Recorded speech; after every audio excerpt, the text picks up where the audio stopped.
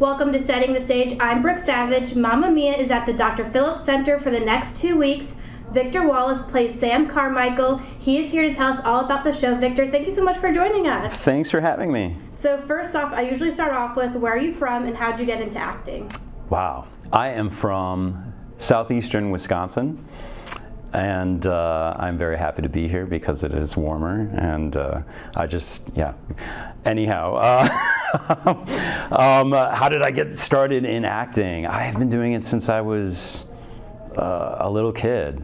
I think I was 7 years old when I did my first play. I was one of the Queen's children in the Alice in Wonderland, and I've just always gravitated towards doing theater ever since I can remember. I love that. Yeah, I used to go to an acting camp growing up, so I can definitely relate to that. Yeah. Yes, absolutely. So, what made you want to audition for Mamma Mia? It's such an iconic show. Well, the first time I auditioned for Mamma Mia was shortly after it had been on Broadway. So this probably would have been in 2002, and I was living in LA at the time. They were about to mount a sit-down production at the Mandalay Bay Casino in Las Vegas, and I needed a job. So as actors, that's what you do. You go to open calls and you just show up with your 16 bars. And I didn't really know a lot about the show except for the fact that it had songs from ABBA.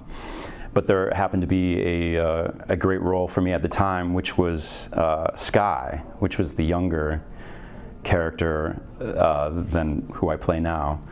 So yeah, that was my first intro into auditioning for, or coming into the show, Mamma Mia. Mm-hmm. And then what made you want to, so from doing that made you want to audition for the national tour as well? Like, did you have some characters in mind? I did the show in Vegas for 2 years, the first 2 years that it was there at the Mandalay Bay Casino.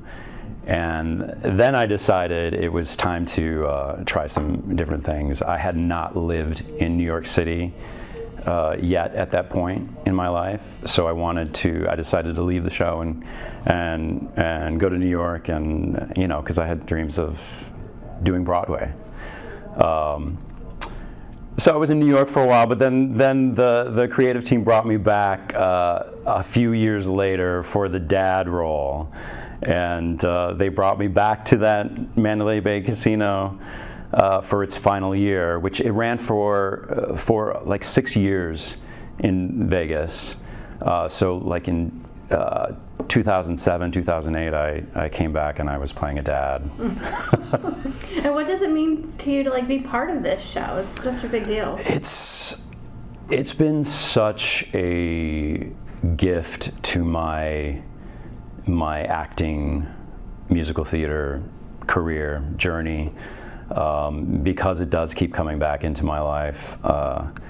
It's always seemed to come into my life when I need a job, or it's such a show. It's such a great show to be a part of because it does spread so much joy being in it, and also for the audience. I don't think there's been any other show that I've performed in that you get such a love from the audience, and that's a great thing to do 8 shows a week.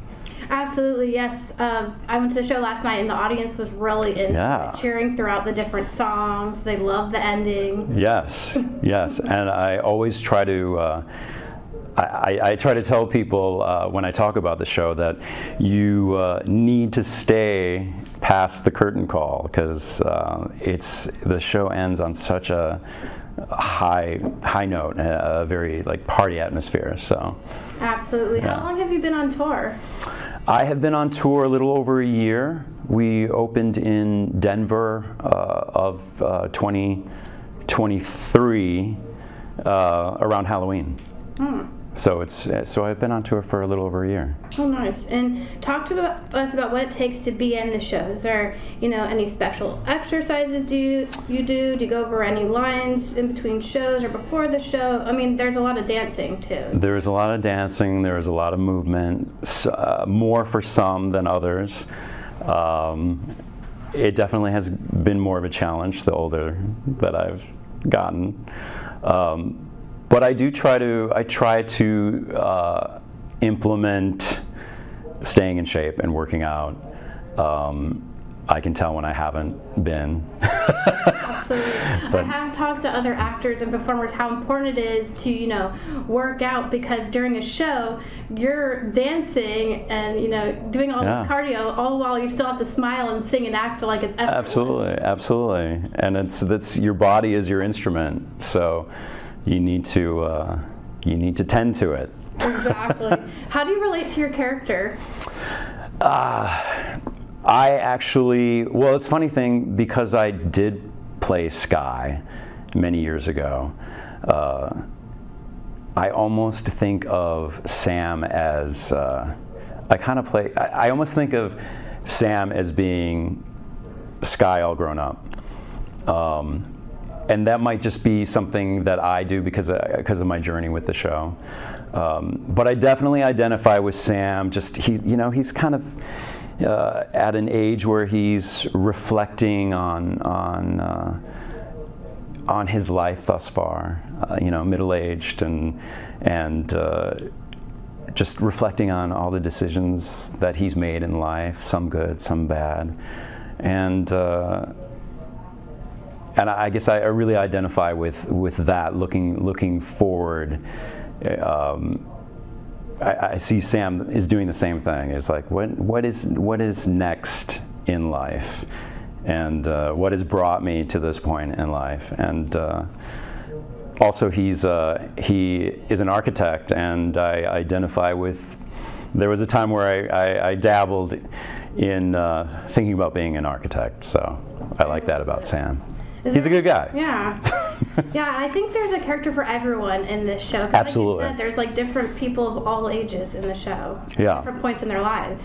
Yeah, absolutely. And I think this show actually, there's something in it for everybody, because it touches on so many common themes, friendships, camaraderie, love, heartache, forgiveness, family. It's hard to not identify with someone in this show, some character, I definitely relate to the mother-daughter relationship. Sure. In this show, Yeah. Tell us about is there any behind-the-scenes fun facts, tidbits you want to tell us? Because there's a lot going on behind the scenes too, just during the show.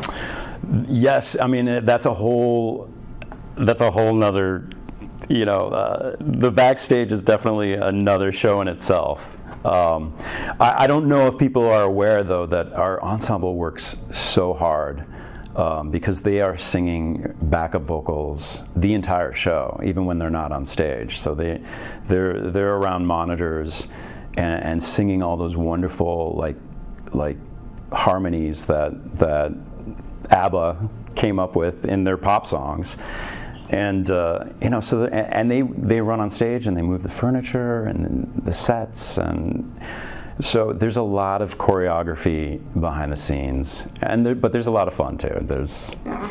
That's good to know, because I was wondering if they were singing all that live behind the scenes. I was like, okay, I hear other people singing, but they're not on stage, so that's cool. Yeah, absolutely. What's your favorite song in the show, and what's your favorite part of the show? My favorite song is The Winner Takes It All, and it's also my favorite ABBA song. It just always has been. I can remember growing up a little kid in the back of the car, and I remember hearing that song on the radio. So that's always been my favorite song. And in the show, Christine Sherrill sings it to Sam, to me, every night, and she's just incredible. Absolutely. Incredible, yeah. That was one of my favorite moments too, yeah. Yeah. What is the main message you hope people take from the show? Joy.